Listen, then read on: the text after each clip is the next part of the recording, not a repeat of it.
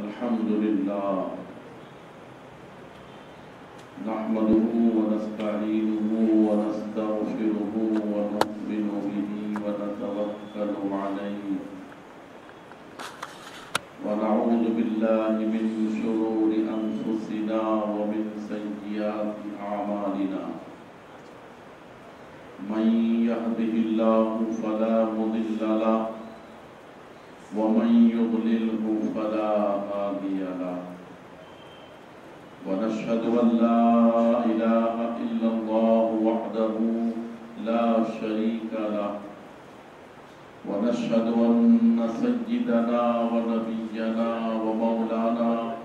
محمدا عبده ورسوله أما بعد فأعوذ بالله من الشيطان الرجيم بسم الله الرحمن الرحيم سبحان الذي أسرى بعبده ليلا من المسجد الحرام إلى المسجد الأقصى إلى آخر الآية آمنت بالله صدق الله العظيم وصدق رسوله النبي الكريم ونحن على ذلك لمن الشاهدين والشاكرين والحمد لله رب العالمين۔ آئیے سب سے پہلے ہم اور آپ مل کر اپنے پیارے آقا رحمت عالم نور مجسم معراج کے دولہا محبوب خدا ہم سب کے آقا و مولا جناب محمد الرسول اللہ صلی اللہ علیہ وسلم کی بارگاہ بے کس پناہ میں ہدیہ درود و سلام پڑھیں۔ الصلاۃ والسلام علیک یا رسول اللہ، الصلاۃ والسلام علیک یا حبیب اللہ، الصلاۃ والسلام علیک یا نبی اللہ وعلی آلک واصحابک یا نور اللہ۔ نویت سنت الاعتکاف۔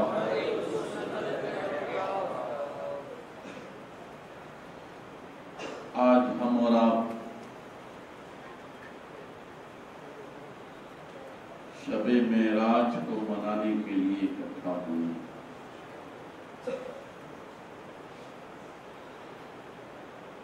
یہ وہ عظیم رات ہے،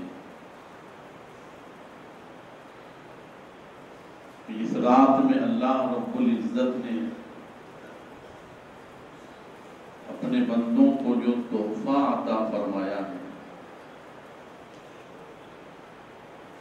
اس تحفہ نماز پر جو بندہ عمل کر لیتا ہے اس کی بھی معراج ہو جائے گا۔ الصلاۃ معراج المومنین۔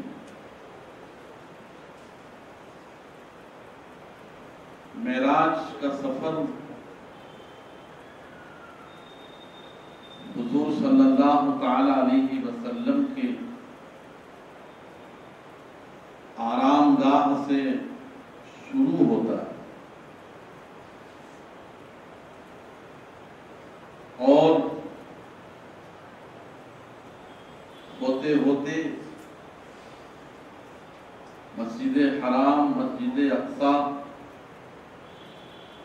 اور پھر لامکان تک ہوتا ہے، اور پھر وہیں سے واپس آپ مکے تشریف لاتے ہیں۔ معراج کا سفر کیوں کرایا گیا؟ اللہ رب العزت نے اپنے محبوب پاک جناب محمد الرسول اللہ صلی اللہ علیہ وسلم کو لامکاں میں کیوں بلایا،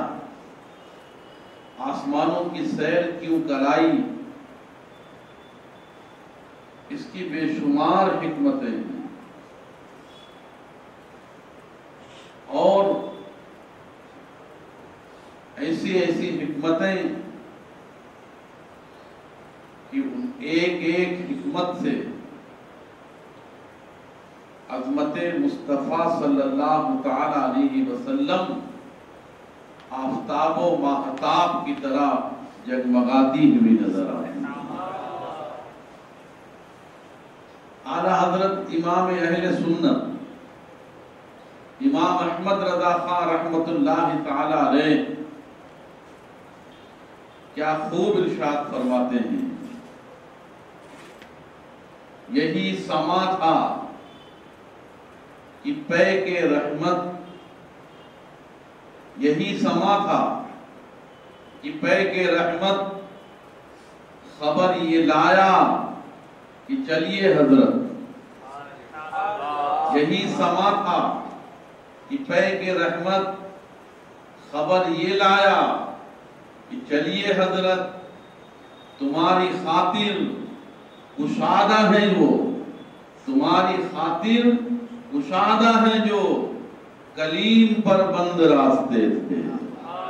تمہاری خاطر کشادہ ہیں جو کلیم پر بند راستے تھے۔ اور پھر آگے اعلیٰ حضرت فرماتے ہیں، تبارک اللہ شان تیری تجھی کو زیبا ہے بے نیازی۔ ایک طرف سیدنا موسیٰ علیہ السلام رب کریم کی بارگاہ میں رب ارنی کی صدائیں بلند کر رہے ہیں، اے اللہ میں تجھے دیکھنا چاہتا ہوں، اللہ اپنا دیدار کرا دے، اے مولا اپنا دیدار کرا دے۔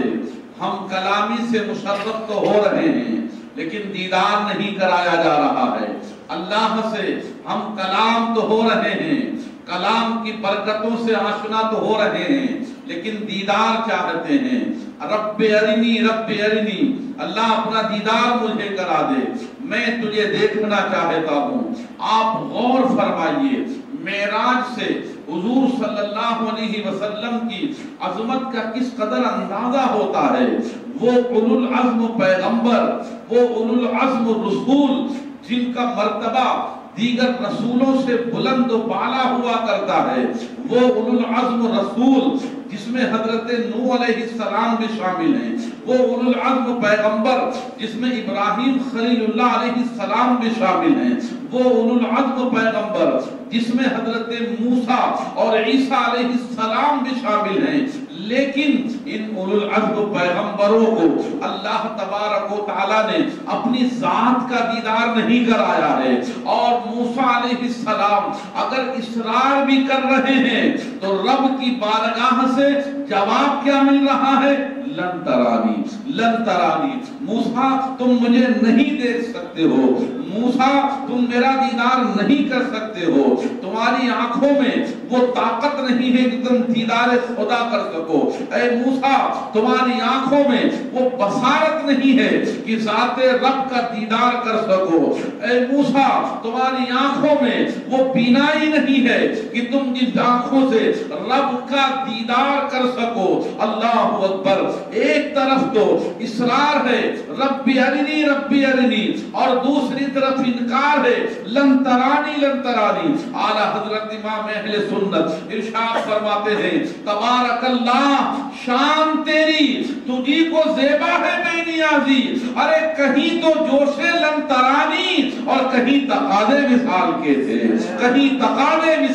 تھے، ایک طرف تو کہا جا رہا ہے تم مجھے نہیں دیکھ سکتے، اور دوسری طرف آج ہی کی رات، اسی رات معراج کی 27ویں شب کو ہم سب کے آقا و مولا آمنہ کے لال جناب محمد الرسول اللہ صلی اللہ تعالی علیہ وسلم ام ہانی کے گھر آرام فرما رہے ہیں، محو استراحت ہے۔ رب کریم خود سیدنا جبریل امین علیہ السلام کو حکم فرماتا ہے، جبریل جاؤ براق انور لے کر جاؤ، فرشتوں کی جماعت لے کر جاؤ، لوگ ارینی کہہ کر،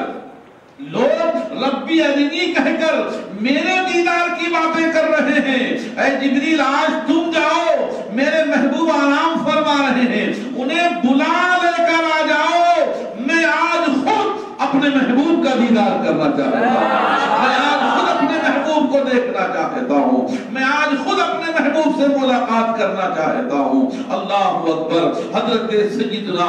موسیٰ علیہ السلام تو دیدار رب نہ کر سکے، مگر سب سے آخر میں آنے والے رسول پاک صلی اللہ علیہ وسلم نہ تو رب ارنی کی تکرار کر رہے ہیں، نہ رب ارنی کا اصرار کر رہے ہیں، پھر بھی میرا رب اپنے نبی کو، ہمارے رسول کو لامکان میں بلاتا ہے، اور بلانے کے بعد اتنے قریب سے دیدار کراتا ہے کہ حضور خود ارشاد فرماتے ہیں میں اپنے رب کو دو کمانوں سے بھی زیادہ قریب ہو کر دیکھا اور دیکھتا ہی رہ گیا، دیکھا اور دیکھتا ہی رہ گیا۔ سبحان اللہ۔ حضور رحمت عالم صلی اللہ تعالی علیہ وسلم نے ماتھے کی نگاہوں سے جاگتے میں، بیداری میں اپنے اللہ کو دیکھا۔ یہ عظمت کسی اور کو نہیں ملی ہے، یہ مقام کسی اور کو نہیں ملا ہے، یہ رتبہ کسی اور کو نہیں ملا ہے، اسے ملا ہے جس کے ہم امتی ہیں، اسے ملا ہے جس کے ہم غلام ہیں۔ اے غلاموں، اے گنہگار امتیوں، اپنے قسمت پر ناز کرو کہ اللہ نے معراج کے دولہا، آمنہ کے لال جناب محمد رسول اللہ صلی اللہ علیہ وسلم کو ہم سب کا آقا بنایا ہے۔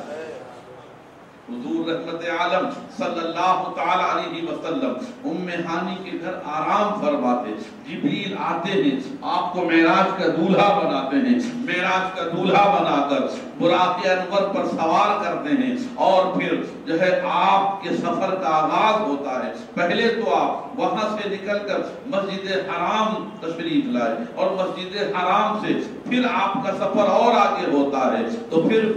وہاں بیت المقدس اور معراج کے سفر میں سنیوں کے لیے بڑی خوشخبری کہ ہمارا جو عقیدہ ہے نا کہ نبی زندہ ہے، ہمارا جو عقیدہ ہے کہ رسول زندہ ہے، ان کی حیات اور ان کی زندگی کی گواہی معراج کی رات دے رہی ہے۔ ہمارے اور آپ کے آقا صلی اللہ علیہ وسلم تو سب سے آخر میں تشریف لائے، ابھی تو آپ کو 1400 سال کا ہی زمانہ ہوا ہے، لیکن آپ حضور سرور کائنات صلی اللہ علیہ وسلم سے پہلے جو انبیاء کرام تشریف لائے ان کی جب آپ تاریخ پڑھیں تو پتہ چلتا ہے حضور صلی اللہ علیہ وسلم سے پہلے کسی نبی کا زمانہ 2000 سال پہلے کا ہے، کوئی 3000 سال پہلے کے ہیں، کوئی 4000 سال پہلے کے ہیں، اور حضرت سیدنا آدم علیہ السلام تو اس روئے زمین پر سب سے پہلے انسان بھی ہیں اور سب سے پہلے نبی بھی ہیں۔ حضرت آدم علیہ السلام اور حضرت نوح علیہ السلام آدم ثانی ہیں، یہ وہ پیغمبر اعظام ہیں جو بہت پہلے اس دنیا میں تشریف لا کر اس دنیا سے پردہ فرما گئے۔ ارے حضور علیہ السلام کو تو وصال ظاہری فرمائے ہوئے ابھی تو 1400 سال کا زمانہ گزرا ہے، مگر سرکار کے دنیا میں تشریف لانے سے ہزاروں سال پہلے جو نبی اس دنیا میں تشریف لا کر اور اس دنیا سے پردہ فرما گئے تھے، میرے آقا مدینے والے مصطفیٰ صلی اللہ علیہ وسلم جب مسجد حرام سے بیت المقدس پہنچتے ہیں تو آپ نے کیا منظر دیکھا ہے کہ آدم سے لے کر عیسیٰ تک سارے نبی، سارے رسول اپنے جسموں کے ساتھ مسجد اقصیٰ میں نماز میں صف بندی کیے ہوئے کھڑے ہوئے ہیں اور اپنے امام کا انتظار کر رہے ہیں، اپنے امام کا انتظار کر کر رہے ہیں. ارے آدم بھی موجود تھے مگر مصلی پر نہ چڑھے, ابراہیم بھی موجود تھے مگر مصلی پر نہ چڑھے, روح اللہ بھی موجود تھے مگر مصلی پر نہ چڑھے, کلیم اللہ بھی موجود تھے مگر مصلی پر نہ چڑھے. اگر مصلی پر امامت کا منصب کسی کو دیا گیا ہے اور سب کی امامت کا اگر کسی کو مقام بلند ملا ہے تو سب سے آخر میں آنے والے آمینہ کے لال کو ملا ہے,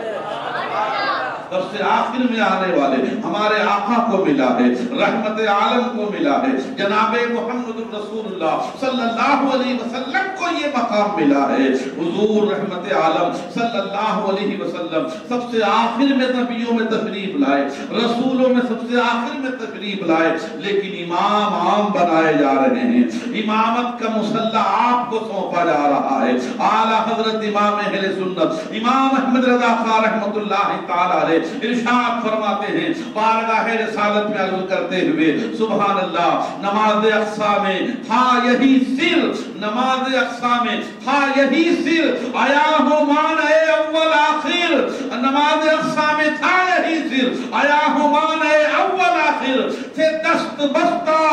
وہ پیچھے حاضر جو سلطنت آگے کر گئے, جو سلطنت آگے کر گئے تھے, جن کے پہلے ڈنکے بج گئے تھے, آج معراج کی رات وہ پیچھے کھڑے ہیں اور سب سے آخر میں آنے والے رسول سب سے آگے موجود ہیں.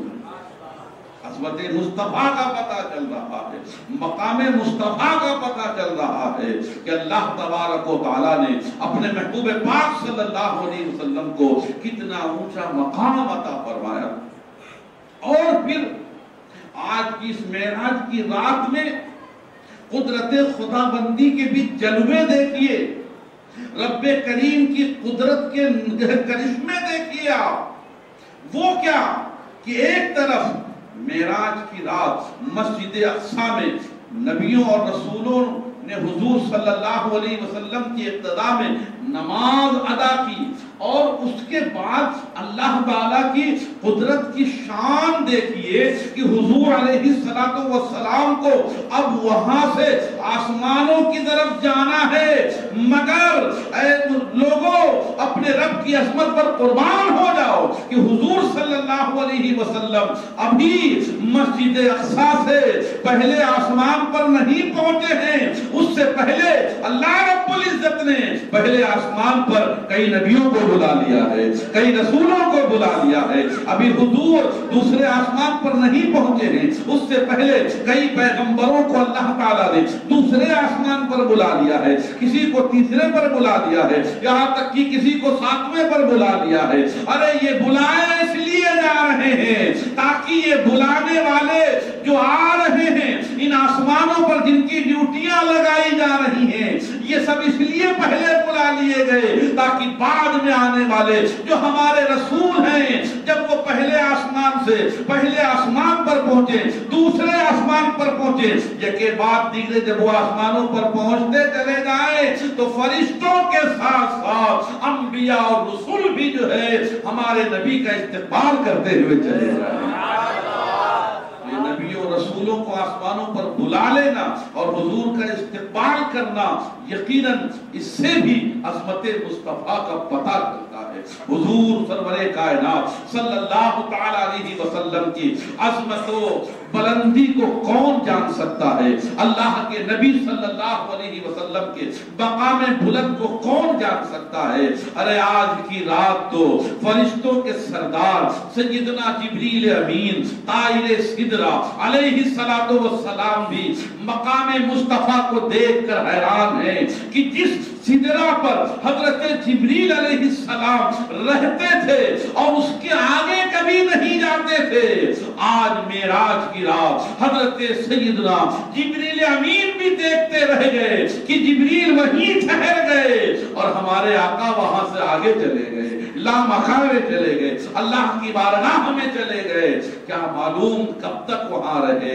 آپ نے جنت دیکھی ہے، آپ نے جہنم کو دیکھا ہے، جنت میں گئے ہیں تو جنتیوں کا آپ نے معائنہ فرمایا ہے، جنتیوں کو اپنی جنت میں اپنی امتیوں کو دیکھ کر نبی خوش ہوئے ہیں۔ لیکن ہاں، جب میرے آقا صلی اللہ علیہ وسلم جہنم کا معائنہ فرماتے ہیں اور اپنے امتیوں کو جب جہنم میں دیکھتے ہیں تو آقا غمزدہ ہو جاتے ہیں۔ کئی گناہگاروں کے بارے میں سیدنا جبریل علیہ السلام سے باقاعدہ آپ نے دریافت فرمایا، اے جبریل یہ کون ہے جو جہنم کی آگ میں ہے؟ تو سیدنا جبریل علیہ السلام کسی کے بارے میں تو یوں عرض کرتے ہیں یا رسول اللہ یا آپ کی امت کا بے نمازی ہے جو جہنم کے عذاب میں مبتلا ہے، کسی کے بارے میں سیدنا جبریل علیہ السلام عرض کرتے ہیں یا رسول اللہ یہ آپ کی امت کا شرابی ہے جو جہنم میں ہے، آپ کی یہ امت کا یہ وہ سود خور ہے جو جہنم کے عذاب میں مبتلا ہے، یہ جو عورتیں ہیں یہ اپنے حسن کو دوسروں کو دکھانے والی اور اپنے بالوں کو کھلے رکھنے والی آج عذاب میں مبتلا ہے۔ غرض کی بہت سے گناہگاروں کو میرے آقا علیہ السلام کو جہنم میں دکھایا گیا۔ آج کی شب ہم غور فرمائیں، کہیں وہ گناہ جن گناہوں کے سبب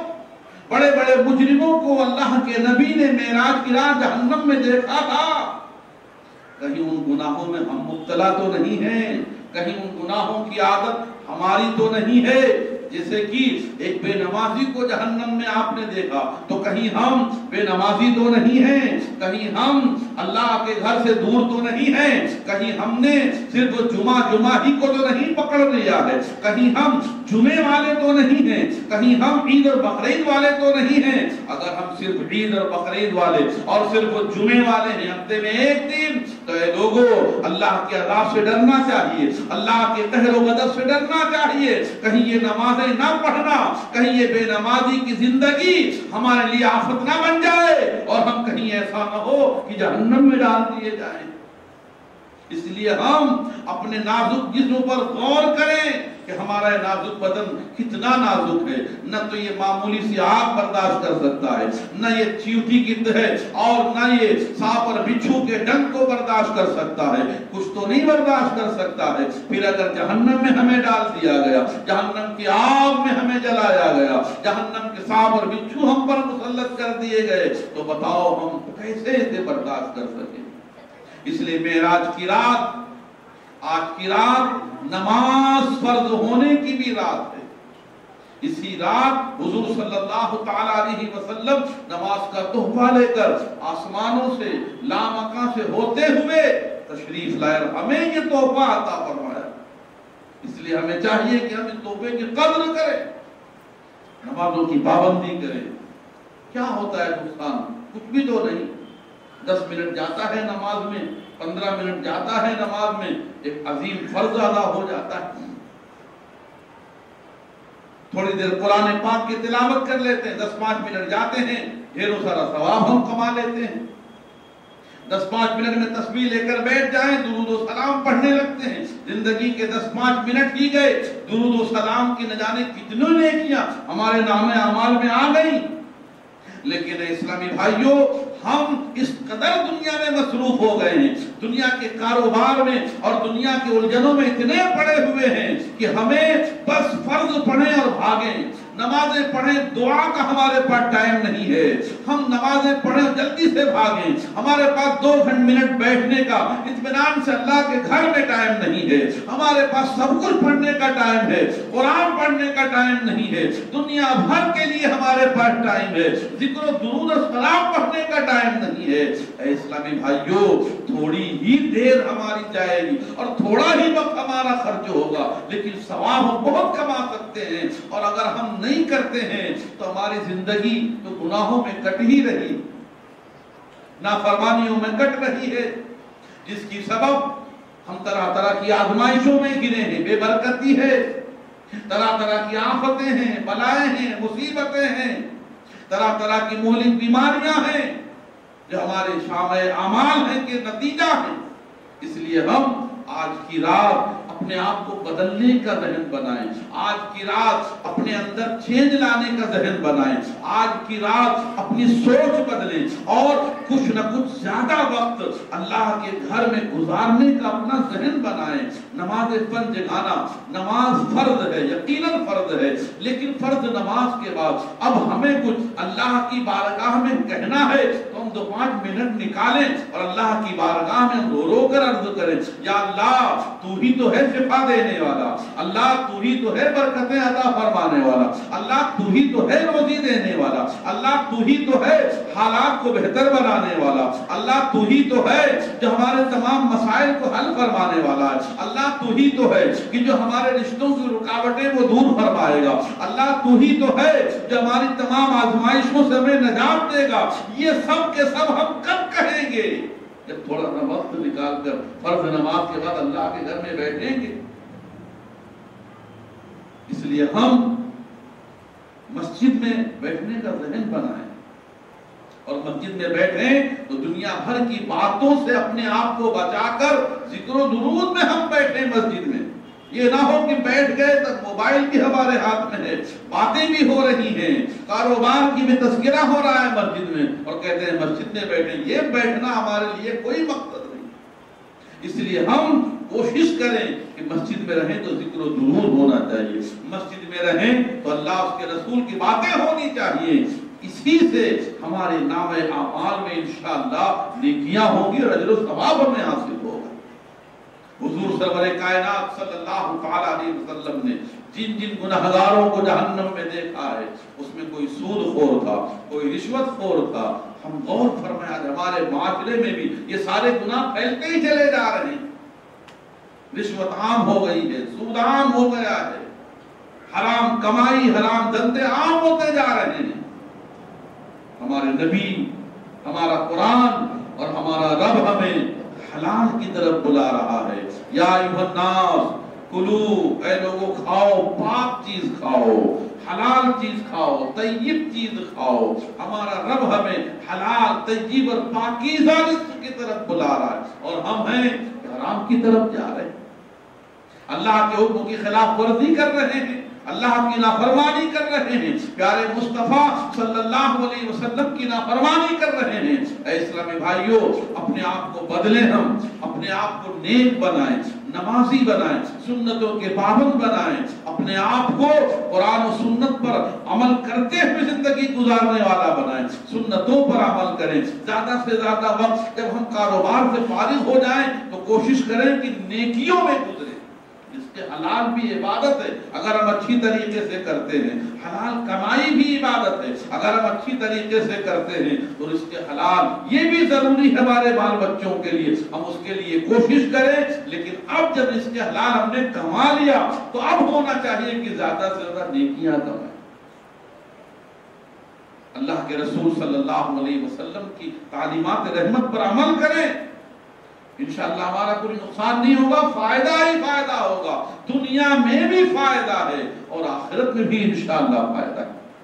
حضور سرور کائنات صلی اللہ تعالی علیہ وسلم معراج کی رات آپ جب اللہ کی ملاقات کر کے وہاں سے نماز کا تحفہ لے کر جب تشریف لائے مکے میں، یہ بات کسی کی سمجھ میں نہیں آ رہی تھی مکے والے، کیونکہ مکے سے بیت المقدس کا سفر بڑا لمبا ہے، آدمی جانا چاہے تو اس کو کافی گھنٹے، کئی دن چاہیے، اس کو ہفتوں کے بعد تب جا کے آدمی کہیں مکے سے بیت المقدس پہنچے گا۔ اور حضور علیہ السلام کیا ارشاد فرما رہے ہیں، میں راتوں رات گیا اور واپس بھی آ گیا۔ یہ بات کسی کی سمجھ میں نہیں آ رہی ہے۔ حضور سرور کائنات صلی اللہ علیہ وسلم جب مکے میں تشریف لاتے ہیں واپس اور آپ ارشاد فرماتے ہیں، اے لوگوں میں راتوں رات مسجد اقصیٰ گیا، وہاں سے آسمانوں کی سیر کی، وہاں سے پھر اللہ کی بارگاہ میں گیا، وہاں سے واپس پھر آیا۔ کسی کی سمجھ میں نہیں آ رہی بات، ہر کوئی کہہ رہا ہے محمد صلی اللہ علیہ وسلم یہ کیا کہہ رہے ہیں؟ ایک دوسرے سے مل رہے ہیں کفار مکہ، کہہ رہے ہیں محمد یہ کیا کہہ رہے ہیں، محمد یہ کیا بول رہے ہیں، یہ راتوں رات گئے، محمد یہ کیا کہہ رہے ہیں، مسجد اقصی راتوں رات گئے، محمد کیا کہہ رہے ہیں، راتوں رات گئے، ہر کسی کی زبان پر ایک ہی بات تھی، محمد کیا کہہ رہے ہیں، کیا بول رہے ہیں، لیکن کیا کہہ رہے ہیں، کیا کہہ رہے ہیں کہ بولی میں ایک بولی ایسی تھی جو وہ یہ کہہ رہی تھی، محمد جو کہہ رہے ہیں وہ سچ کہہ رہے ہیں، محمد جو کہہ رہے ہیں وہ صحیح کہہ رہے ہیں، محمد جو بول رہے ہیں وہ سچ بول رہے ہیں۔ یہ کہنے والا صدیق اکبر تھا، یہ کہنے والا ابو بکر تھا، یہ کہنے والے یار غار تھے، مسلمانوں کے پہلے خلیفہ تھے جو یہ کہہ رہے تھے محمد جو کہہ رہے ہیں وہ صحیح کہہ رہے ہیں، کوئی مانے نہ مانے میں تصدیق کرتا ہوں کہ میرے آقا جو فرما رہے ہیں وہ صحیح فرما رہے ہیں۔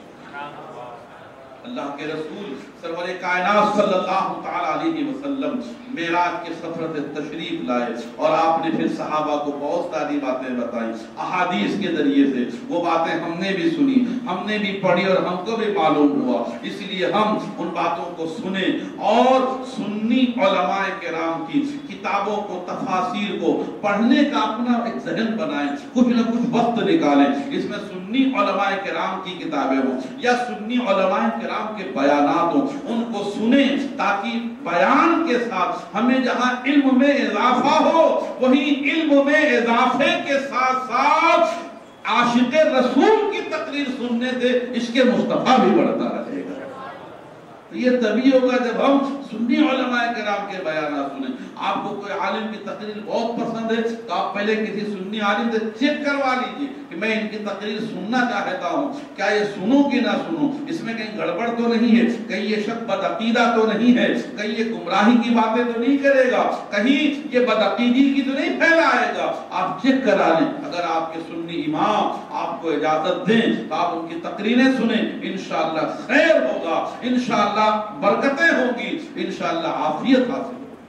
حضور رحمت عالم صلی اللہ علیہ وسلم کے مقام بلند کا اندازہ لگ رہا ہے اس معراج کی رات، حضور صلی اللہ علیہ وسلم کی عظمت کا بتا دے رہی ہے سفر معراج۔ اعلیٰ حضرت امام اہل سنت کیا خوب ارشاد فرماتے ہیں، یا رسول اللہ صلی اللہ علیہ وسلم، فرش والے تیری شوکت کا علو کیا جانے، ارے یہ فرش والے، یہ زمین پر رہنے والے لوگ، فرش والے تیری شوکت کا علو کیا جانے، آقا خسروا عرش پہ اڑتا ہے پھریرا تیرا، خسروا عرش پہ اڑتا ہے پھریرا تیرا، ارے میں تو مالک ہی کہوں گا کہ وہ مالک کے حبیب، یعنی محبوب و محب میں نہیں میرا تیرا، یعنی محبوب و محب میں نہیں میرا تیرا، تیری سرکار میں لاتا ہے رضا اس کو شفیع جو میرا غوث ہے اور لاڈلا بیٹا تیرا۔